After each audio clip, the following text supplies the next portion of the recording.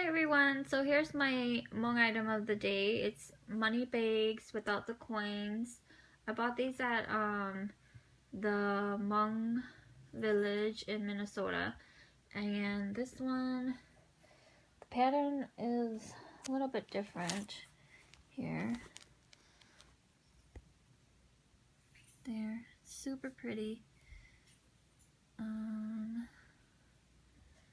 And here's that's really pretty. Like the detail of it is crazy pretty. So there it is, money bags. I can't open it because it has that plastic on it. So here's the back. Super cute. But yeah, there it is. My 4 money bags without the coins. I bought these myself. These are the newer version versus the older version that my mother-in-law gave us a while back. Here's an older version.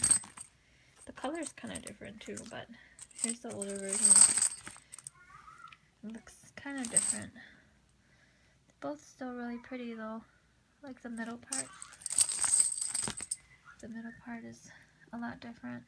And this one's smaller than these. So there they are, my Hmong money bags. Thanks for watching.